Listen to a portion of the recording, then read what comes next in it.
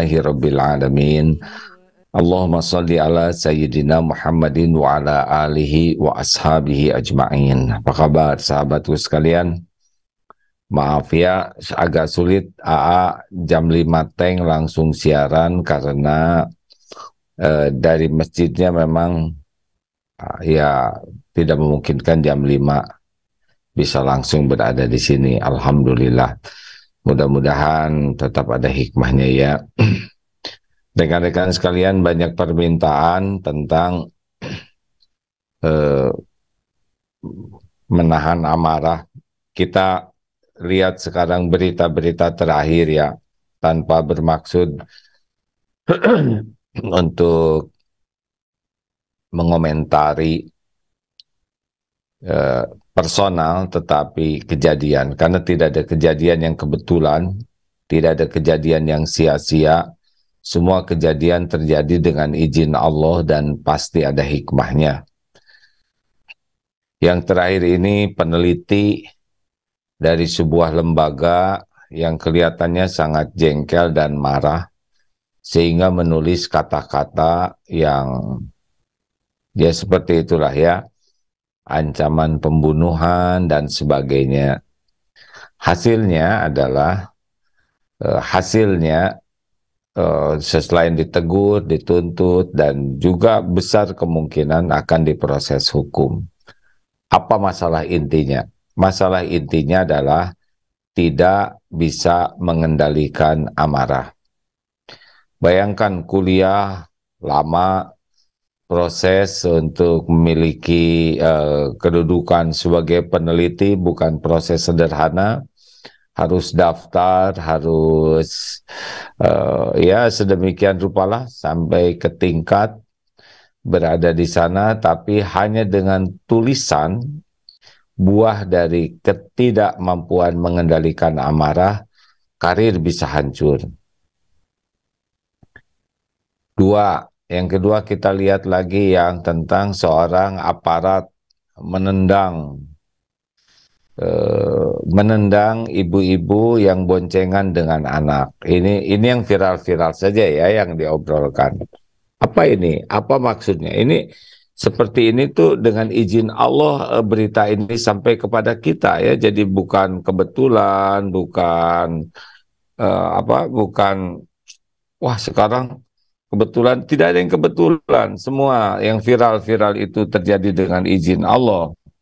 Semua yang viral ini Allah lah yang memviralkannya. Ya, dan sangat memungkinkan kita pun akan kena seperti ini kalau Allah menghendaki, maka tidak ada yang menghalangi. Ya, kita tahu bahwa tidak ada satupun yang tersembunyi bagi Allah. Wa huwa ma'akum aynama kuntum wallahu bima ta'maluna basir. Dan dia Allah bersamamu dimanapun kau berada, dan Allah maha melihat apapun yang kau kerjakan. Jadi jadi berita-berita itu sepenuhnya terjadi dengan izin Allah dan pasti ada hikmahnya untuk kita semua orang yang beriman, terutama ya. Kalau orang yang tidak punya iman ya mungkin hanya jadi bahan obrolan. Bagaimana seorang mau masuk ke sebuah aparat yang tentu seleksinya juga ketat, latihannya sangat berat, bertahun-tahun untuk mendapatkan pangkat, dan sekarang hanya dengan sebuah tendangan yang tidak pada tempatnya viral. Kemudian harus datang minta maaf, dimarah, kemudian atasannya sampai ke panglima juga minta maaf, dan tentu diproses, masuk penjara. Hanya karena tidak bisa mengendalikan amarah. Dan banyak kejadian-kejadian ya. Bagaimana ada seorang supir tiba-tiba marah mengeluarkan golok, hasilnya ditangkap, dipenjara, pisah dengan keluarganya. Semua ini adalah akibat tidak bisa mengendalikan amarah. Di dalam Islam, bab mengendalikan amarah ini menjadi bab yang sangat penting. Imam Ibn Rajab mengatakan bahwa salah satu di antara 4 pilar seseorang berakhlak baik adalah la taghdab, jangan marah. Kita masih ingat ada 4 pilar. Semua hadis-hadis tentang akhlak ini 4 pilarnya. Kalau 4 pilar ini kita bisa pahami dengan baik, insya Allah kita akan lebih mudah memiliki akhlak. Perlu diulangkah? Ya, ada 4 ya. Ini salah satu di antaranya adalah la taghdab. Ada hadis Sahih Bukhari ketika seseorang minta nasihat kepada Rasulullah, lalu Rasulullah menganjurkan la taghdab, jangan marah. Di hadis lain la taghdab walakal jannah, jangan marah-marah, bagimu surga. Ketika seseorang ditanya siapakah yang perkasa, apakah yang bisa mengalahkan lawan? Bukan. Alladzi yamliku nafsahu indal ghadab.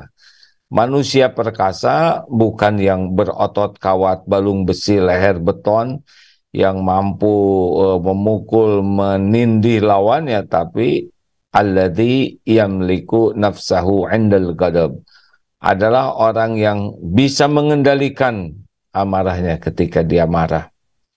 Jadi kalau ingin lihat manusia-manusia perkasa, lihatlah kemampuannya mengendalikan amarah. Dan pada saat yang sama, kalau kita ingin mengetahui manusia-manusia yang lemah, lihatlah orang-orang yang diperbudak amarah. Sedikit mengulangi 4 pilar itu ya. La yu'minu ahadukum, tidaklah sempurna iman seseorang hatta yuhibba li akhi, sampai ia menyukai apa yang untuk saudara, seperti yuhibbu li nafsi, dia menyukai apa yang untuk dirinya sendiri. Ini pernah kita bahas ya, sejauh mana kita menyukai orang lain, saudara kita, mendapatkan seperti apa yang kita dapatkan, itu tanda keimanan. Kalau kita senang orang lain dapat susah, itu tanda ghil, kedengkian. Ini penyakit hina. Yang terburuk adalah senang lihat orang lain susah, tidak senang lihat orang lain dapat kebahagiaan. Ini adalah hasud, dengki. Ini parah ya, kalau kita punya perasaan itu ke saudara, belum termasuk wilayah wajar. Ini adalah akhlak yang hina. Walaupun kita ibadah, tapi kalau suka lihat orang lain menderita dan tidak senang lihat orang lain bahagia, maka kita habis pahala kita terbakar oleh sifat hasud ini. Nauzubillahi min dzalik. Nah, ini nantinya muflis, bangkrut. Ada yang tidak senang lihat orang lain, oh dia it's okay, baik, nggak apa-apa, jangan celaka, tapi ya jangan sukses, itu dengki juga, tapi lebih ringan tingkatannya. Ada juga, ya bolehlah dia sukses, tapi harus di bawah saya, tidak boleh sama dengan saya. Itu masih wilayah belum standar. Yang standar itu adalah kita senang dengan orang lain yang saudara kita seiman, yang dapat kebahagiaan, kesenangan sesuatu seperti yang kita dapatkan. Ini standar. Yang terbaik adalah menyukai orang lain mendapatkan yang lebih baik dari kita. Ini sudah ihsan. Jadi kita ranking 1, tapi itu juara umum dan kita bahagia, tidak ada kotor hati, tidak, itu bagus. Jadi fastabiqul khairat, kita tetap melakukan yang terbaik, tetapi ketika ada yang lebih baik dari kita, hati kita tidak berat. Nah, ini pilar akhlak yang pertama. Yang kedua, la taghdab, jangan marah. Dan yang ketiga,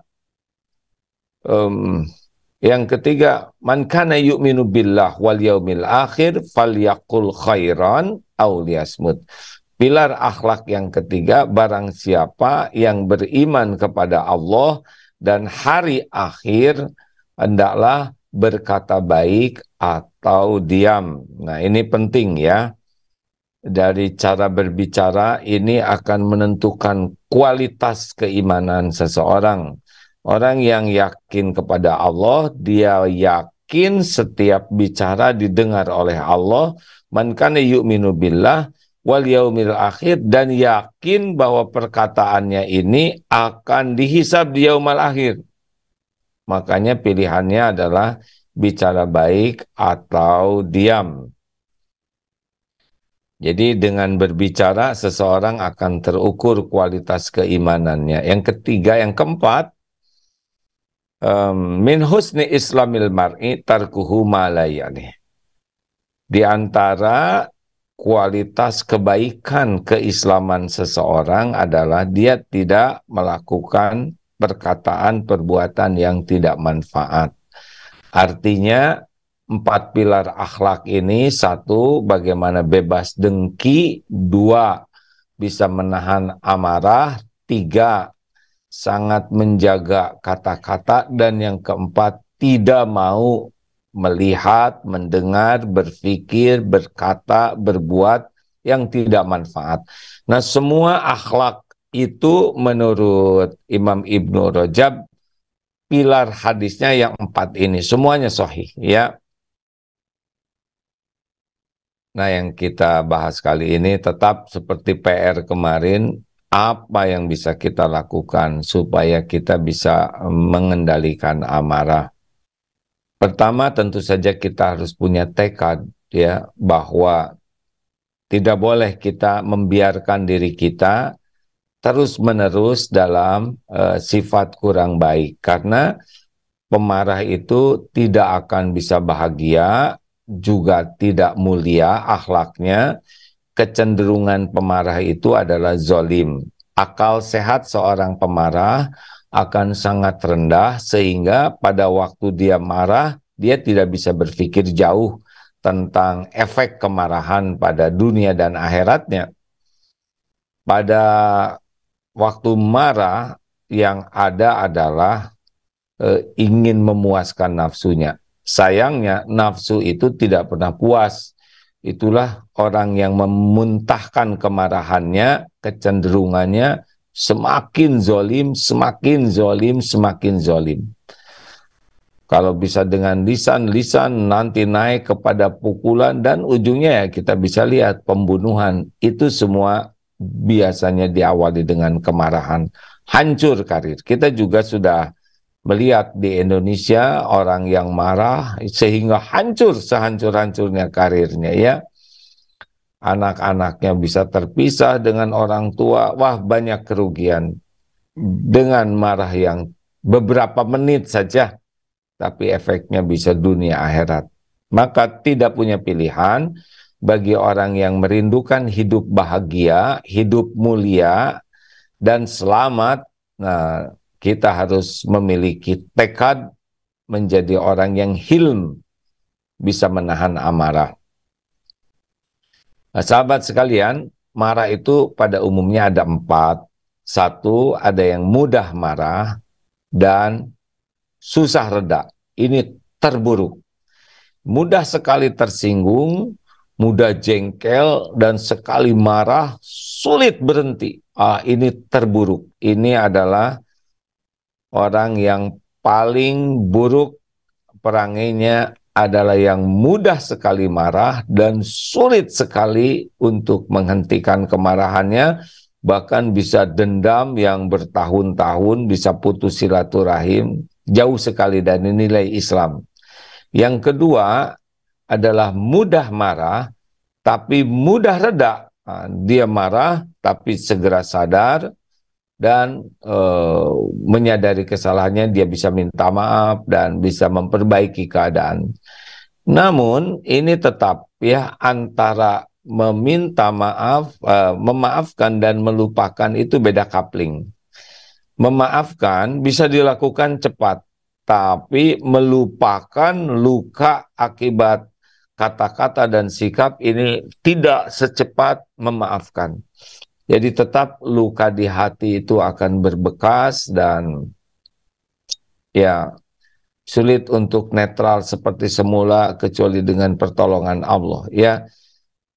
Cepat marah, cepat reda. Ini udah keburu luka.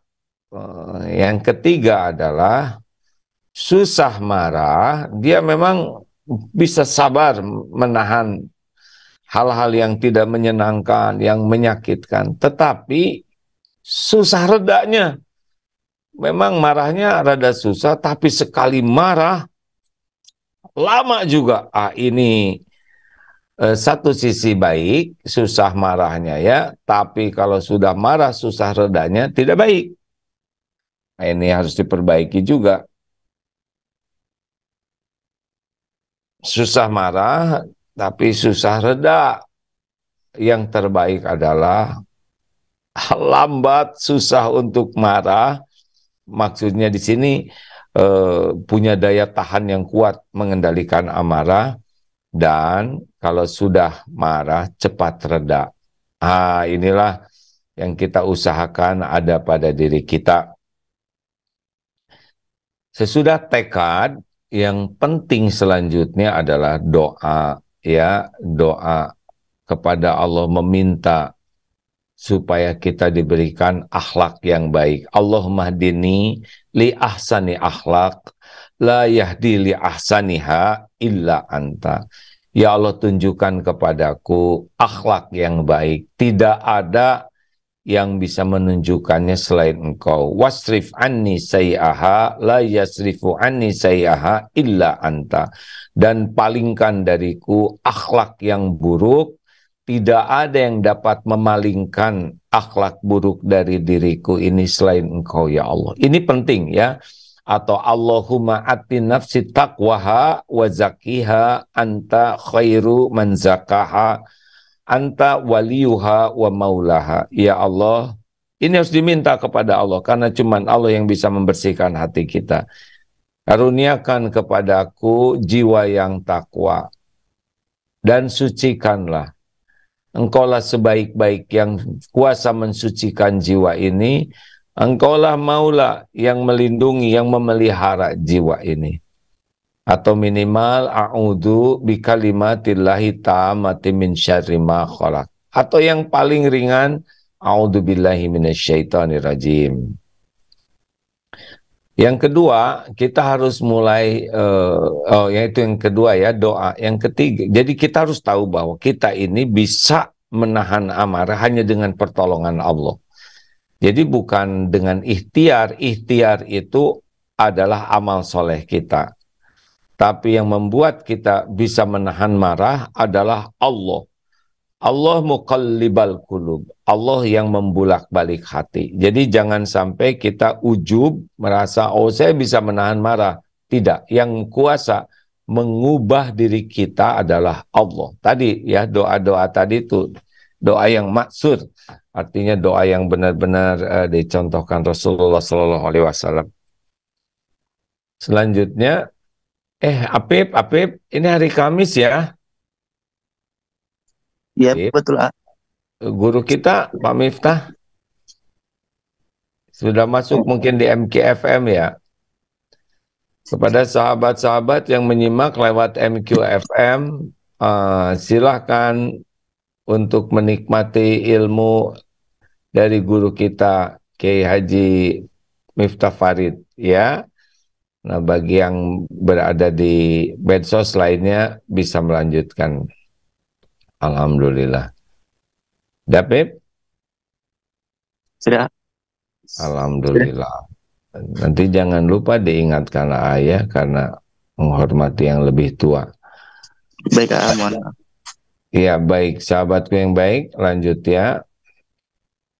Nah, yang ketiga, kita harus tahu ilmunya ya tentang bahaya marah, tentang resiko kalau kita marah, kita ini akan dimurkai Allah, pahala kita akan habis, silaturahim akan rusak, kemuliaan kita akan runtuh, kita akan banyak musuh, kita tidak disukai orang. Kita harus mengurutkan resiko kita sebagai pemarah. Kita tidak disukai orang, dibenci oleh Allah, jauh dari ketakwaan, tidak akan banyak ditolong oleh Allah, kita akan jadi sumber masalah, kesehatan kita juga jadi buruk, lingkungan kita tidak nyaman dengan kehadiran kita.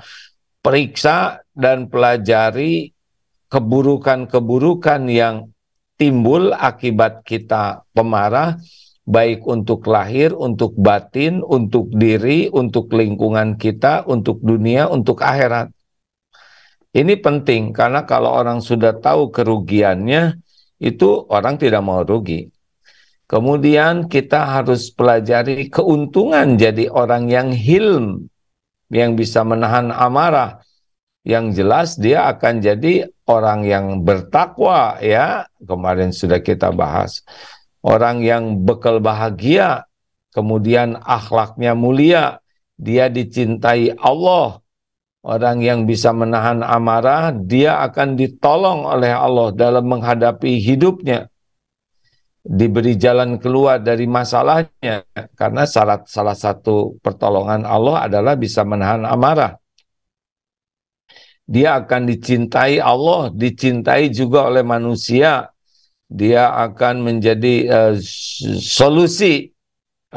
Dia akan menjadi orang yang tauladan. Masya Allah. Pahalanya juga terpelihara. Dia tidak termasuk zolimin. Banyak kebaikan yang luar biasa.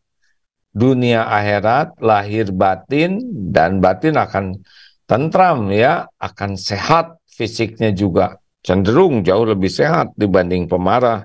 Pemarah akan berat sekali menghadapi hidupnya.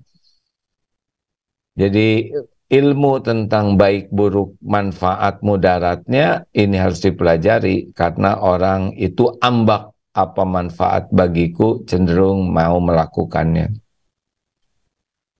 Lanjut, itu yang ketiga ilmu, ya. Yang keempat riadoh. Jadi kita harus menyadari bahwa hidup ini adalah tidak akan selalu sesuai dengan keinginan kita. Bahkan lebih banyak yang tidak pernah terpikirkan, tidak terprediksi, tidak diduga, dan mungkin berlawanan dengan yang kita inginkan. Jadi kita harus sangat siap mental bahwa hidup ini tidak akan selamanya cocok, ya, bahkan lebih banyak yang tidak cocoknya. Kita harus sadar betul bahwa kita akan mengarungi hidup dengan sesuatu yang tidak presisi kita tahu dan sangat berpeluang tidak sesuai harapan. Tapi kita harus yakin bahwa tidak sesuai harapan itu tidak identik buruk. Bagi orang yang beriman, mau sesuai mau tidak sesuai, semuanya adalah baik. Ingat dalilnya, ajaban li amril mu'min, inna amrohu kullahu lahu khair. Sungguh menakjubkan keadaan orang yang beriman, segala urusannya itu baik. Walaisa dzalik li ahadin illa lil mu'min, dan tidak ada yang demikian kecuali mukmin. Jadi sesuai alhamdulillah, tidak sesuai juga alhamdulillah, karena pasti ada hikmahnya. Untung alhamdulillah, tidak untung alhamdulillah, dipuji alhamdulillah, dicaci alhamdulillah. Kalau niatnya sudah baik, maka kita harus siap. Nah, jadi dengan persiapan mental surat Al-Baqarah 216, ya, ini membuat kita lebih siap, ya, menghadapi yang tidak cocok. Nih kayak pagi ini belum tentu lancar, mau lancar, tidak lancar, sesuai atau tidak sesuai. Kita harus tahu bahwa semua hanya bisa terjadi dengan izin Allah. Ma asaba min musibatin illa biiznillah. Tidak ada satupun musibah yang menimpa kecuali dengan izin Allah. Wa may yu'min billah yahdi qalbah. Dan barang siapa yang yakin kepada Allah, Allah akan memberi petunjuk di hatinya. At-Taghabun ayat 11. Wallahu bikulli syai'in alim. Dan Allah maha mengetahui segala sesuatu. Jadi kita udah siap lah. Mau ada lawan, tidak ada lawan. Ini lebih enak. Lebih enak, ya. Jadi ketika datang yang tidak cocok, ya memang kita udah menyiapkan diri. Nah, ketika terjadi yang tidak cocok, ya, dengan pokoknya situasi yang tidak enak, ingat, ya, ingat baik-baik. Alladzina idza asabathum musibah qalu innalillah wa inna ilaihi rajiun. Jadi ketika terjadi yang tidak kita inginkan, yang tidak cocok, yang tidak menyenangkan, nah segera kita sebut innalillah wa inna ilaihi rajiun. Ini gerbang sabar. Ketika ditimpa musibah, karena sabar itu pada pukulan pertama, ya. Innalillah wa. Terus katakannya apalagi? Qaddarullah wa ma syaa fa'al. Ini sudah takdir Allah. Allah berbuat apa yang dikehendakinya. Jangan nyebut, duh seandainya begini begitu, enggak boleh. Karena sudah ada larangan dari Rasul. Al-mu'minul qawi khairun wa ahabu ilallah minal mu'mini do'if wa fi kulli khairan. Wa in asobaka ihris ala ma yanfa'uk wasta'in billah wa la tajas wa in asobaka syai'un fala taqul law anni fa'altu kana kada wa kada walakin qul qadarullah wa ma syaa fa'al fa inallahu taftahu wa malasyaitan. Bersungguh-sungguhlah dengan apa yang bermanfaat bagimu dan mintalah tolong kepada Allah dan janganlah kamu lemah, dan sekiranya terjadi menimpa kepadamu sesuatu, janganlah engkau katakan seandainya ini pasti begini, seandainya begini, seperti itu begitu. Tidak boleh. Walakin akan tetapi katakanlah qadarullah wa ma syaa fa'al. Ini sudah takdir Allah. Allah berbuat apa yang dikehendakinya. Fa inallah, karena sesungguhnya jikalau mengatakan seandainya itu membuka pintu tipu daya setan kepada kita. Itu yang membuat kita jadi marah-marah. Ini serius, hadirin, dalam riadoh kita harus sangat terlatih untuk ya sudah terima dulu. Walaupun nanti kita evaluasi ya. Syariatnya kita evaluasi. Pokoknya harus terima dulu. Ini memang episode yang harus saya jalanin sekarang. Sudah ditakdirkan Allah, ini episodenya. Terima dulu. Nah, ini jauh lebih ringan. Karena kalau kita sudah nerima episode yang ada, maka janji Allah, faman radiya falahur ridho. Barang siapa yang ridho kepada episode yang Allah takdirkan, maka Allah pun akan ridho kepadanya. Nah, jadi ini penting. Lalu apa zikir tambahannya kalau kita masih membara? A'udzubillahi minasyaitonirrajim. A'udzubillahi minasyaitonirrajim. Karena setan terus membisiki kita untuk tidak ridho ke takdir, untuk berburuk sangka ke Allah, dan setan terus membisiki kita untuk bisa melakukan perbuatan zalim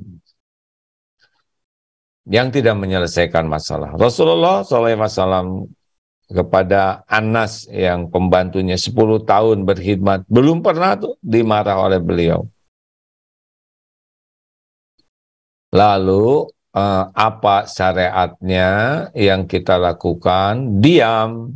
Kalau sedang jengkel, diam itu terbaik. Sambil zikirnya a'udzubillahi minasyaitonirrajim. Bukan astagfirullahaladzim. Boleh istighfar, tapi bukan ketika jengkel astagfirullahaladzim. Nah, itu memodifikasi emosi ya. A'udzubillahi minasyaitonirrajim. Nah, begitulah ya. Lalu pindah posisi. Kalau berdiri, duduk, berbaring, ya proporsional lah ya. Pindah posisi ini sunnah, memang begitu. Dan kalau masih membara terus, ya masuklah ke tempat berwudu. Siramlah dengan wudu. Allah melihat perjuangan kita menahan amarah. Allah mengetahui pasti. Dan Allah lah yang meredakan amarah kita, menggantikan dengan hikmah. Apalagi kalau kita banyak berdoa terus, mudah bagi Allah membuat kita bisa mengendalikan amarah. Fa idza azamta fatawakkal 'ala Allah. Kalau kalian sudah membulatkan tekad, tawakallah kepada Allah. Demikian sahabatku sekalian, masih ada 18 menit untuk tukar pikiran. Masya Allah. Baik, izin di medsos sudah banyak yang bertanya. Banyak yang bertanya. Iya, dan bagi di Zoom yang ingin bertanya boleh raise hand.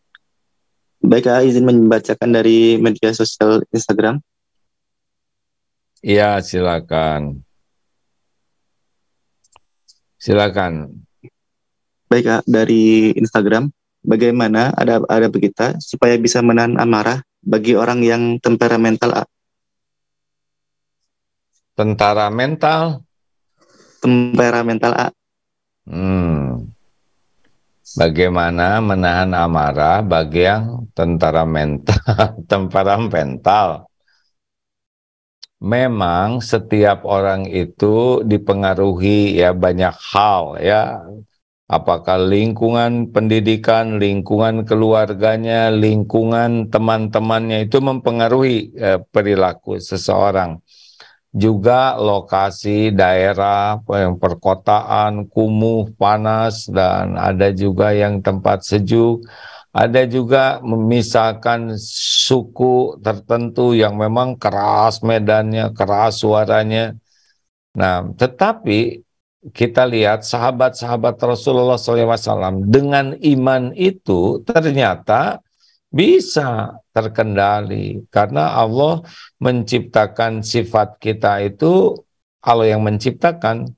Tapi kalau kita sungguh-sungguh ingin meniru apa yang dituntunkan, kemudian berusaha sekuat tenaga dan meminta kepada Allah, ya Allah yang akan melunakkan hati kita. Jadi tidak boleh kita menganggap sikap temperamental itu menjadi permanen. Tidaklah ya. Bagaimana Umar bin Khattab sebegitu tegasnya, kerasnya sebelumnya dan sekarang menjadi dan kita tahu beliau sangat lembut hatinya. Jadi dengan iman, dengan kesungguhan ingin menjadi baik, ahli takwa itu akan berubah.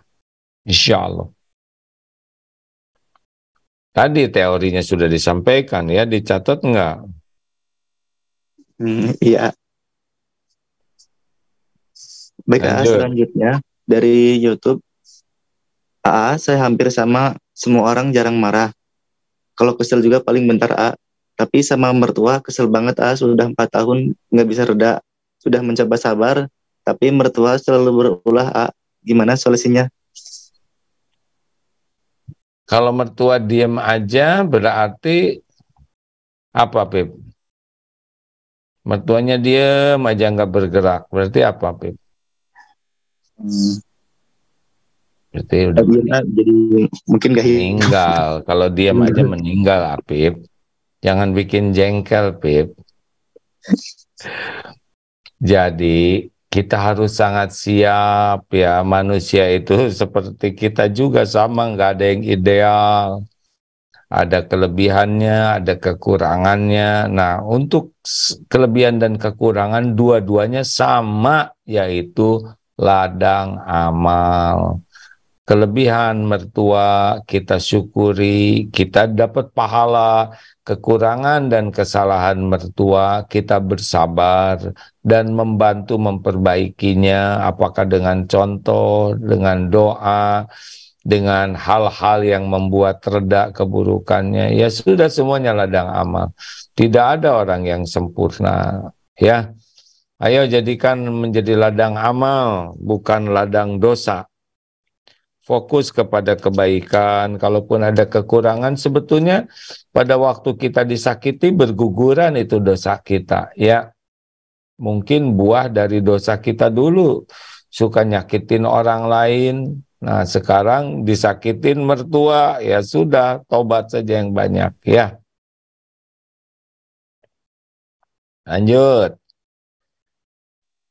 Baik, selanjutnya dari Zoom, dari Bapak Ari Wibowo. Assalamualaikum, boleh tanya, kalau dengki, suudzon, atau malah mengutuk Zionis atau komunis dan sebangsanya, apakah termasuk pendengki juga? Bawaannya marah setiap lihat kelakuan mereka di berita. Lalu Ya, selanjutnya, gimana kabar kucing yang sakit? kucing yang sakit sudah kembali ke penciptanya, ya. Kucing yang dulu ya, Bud, sudah meninggal, sudah ya sudah waktunya pulang. kucing yang hilang belum ketemu ya. Nah, ini jadi ngurus kucing begini, Pip. Tadi pertanyaannya apa, Pip? Itu marah dan dengki kepada Jadi Zionis, gini ya, oh ya ya ya, gini. Jadi sifat marah itu juga Allah yang menciptakan. Kalau kita tidak ada marah, kita tidak normal. Kita ada rasa sakit hati, tersinggung, pedih, luka, itu normal ya. Bukan berarti kalau sudah begitu udah lempeng. Enggak, ada sedih, ada kecewa, ada jengkel, itu normal. Jadi kita tidak ingin menghilangkan rasa itu, bukan, tapi mengendalikannya. Seperti ada sungai, ada air, supaya tidak banjir, maka dikendalikanlah sungai itu. Jadi intinya bukan tidak boleh punya marah, tapi dikendalikan. Rasulullah pernah marah, Rasulullah juga, tapi ya dengan niat yang benar, dengan alasan yang benar, dengan cara yang benar, sehingga hasilnya jadi kebenaran, ya. Kemudian bagaimana nih kita membenci perilaku orang-orang. Nah, kita itu marah atau benci dengan apa yang Allah benci. Itu. Jadi kalau kita menyukai apa yang Allah menyukai apa yang Allah benci, ya salah. Kalau Allah membenci, kita ikut benci. Kalau Allah membenci kekafiran, kita ikut. Ya, Allah membenci kezaliman, kita benci juga, ya. Oleh karena itulah tidak apa-apa marah, hanya tinggal merefleksikannya harus proporsional ya, jangan sampai ambek kapegung namanya. Silakan. Baik, selanjutnya dari Zoom sudah ada yang meresen dari Zaki Haidar. Silakan di unmute. Ya.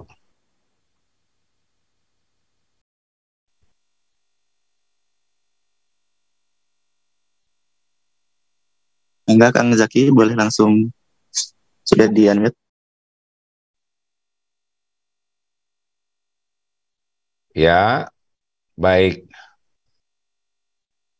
Baik, sepertinya sedang gang. Ya, sudah Zaki sudah kemarin sudah pernah masuk, ya.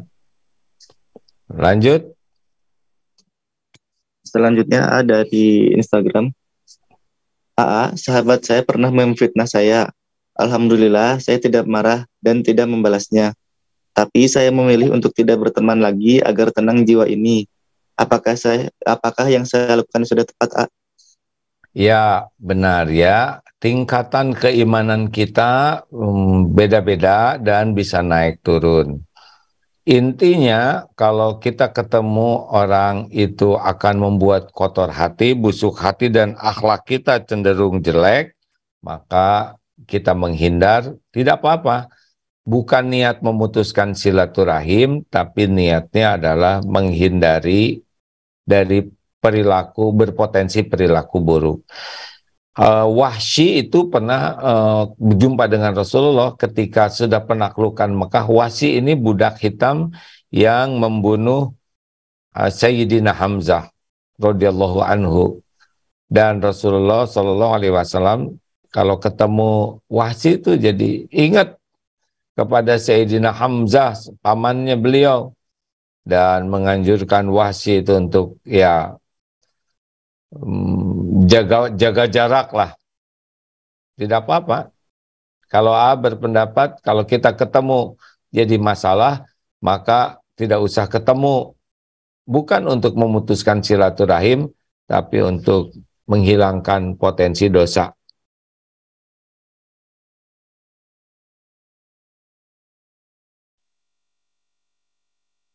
Iya. Baik, A. Selanjutnya dari Instagram, masih dari Instagram. Assalamualaikum, A. Saya marah dan tidak terima dengan adik ipar saya yang kerjanya maksiat dan tidak memikirkan anak. Bagaimana cara mengatasi ketidakikhlasan dan kemarahan saya, A? ya seperti yang diungkapkan tadi ya, akan banyak potensi yang membuat kita jengkel, marah di mana-mana setiap waktu itu. Tapi kita harus tahu bahwa kita harus bertindak ini menjadi solusi, bukan hanya marah-marah. Kalau kemarahan kita hanya nambah masalah, terus mau apa? Jadi rugi. Marah kita tuh harus bagian dari solusi, dalam tanda kutip ya. Namanya dalam Islam itu tegas, bukan marah-marah, tegas dan santun. Apa bedanya? Kalau marah-marah tuh tidak jelas dan kecenderungannya zolim, tidak jelas saja. Tapi kalau tegas itu kuncinya dua, fakta dan aturan. Cobalah buat aturannya, lalu bahas faktanya, lalu cari solusinya. Emang tidak sesederhana sesuai ceramah ini, tidak sesederhana mendengar ceramah ya.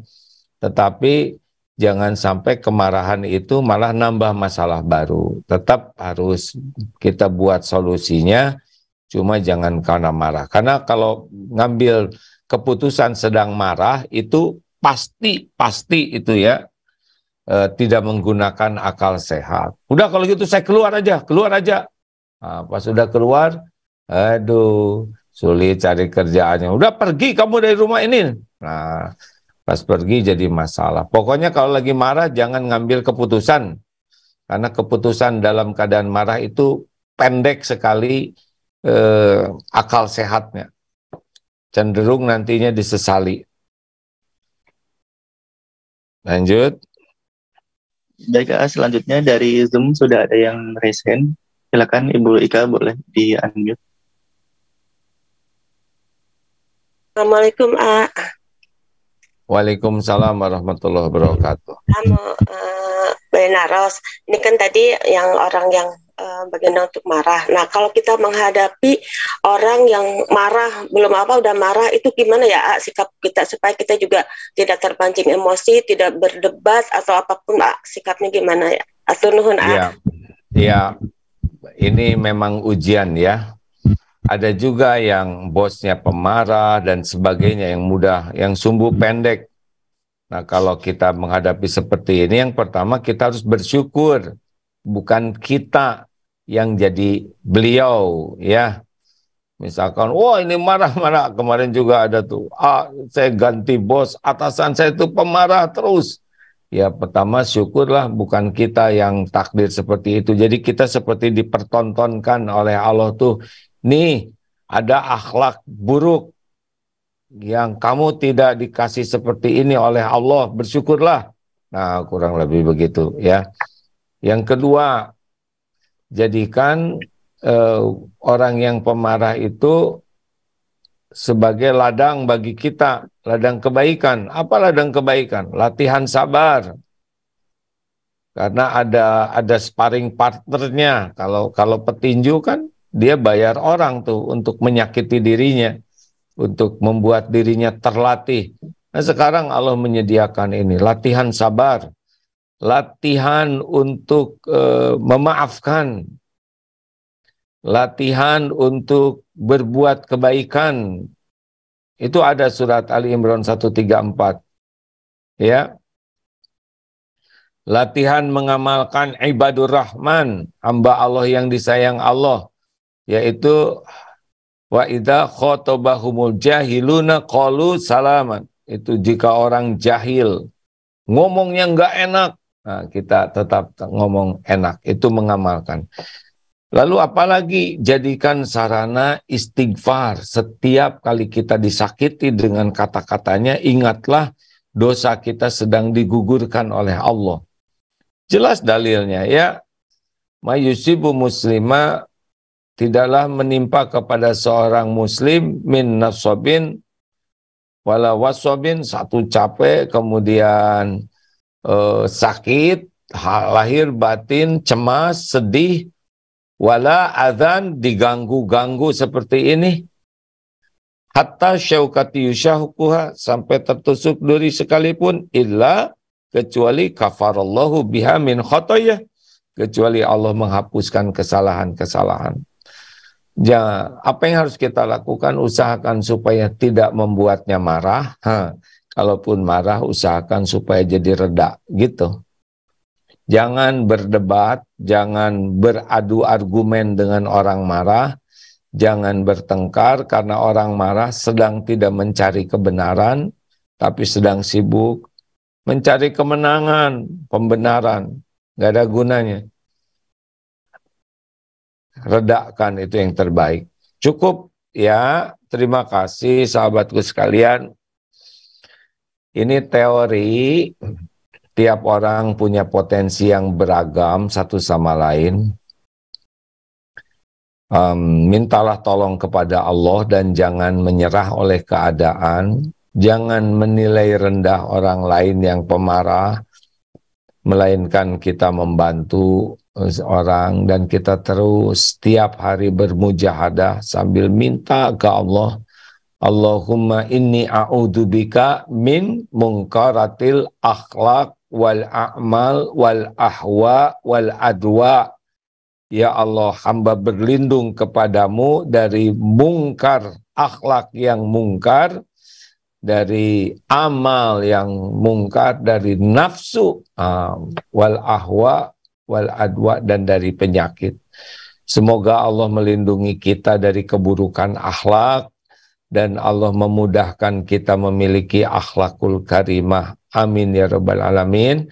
Subhanakallahumma bihamdik, asyhadu alla ilaha illa anta, astaghfiruka wa atubu ilaik. Terima kasih ya sahabatku. Assalamualaikum warahmatullahi wabarakatuh.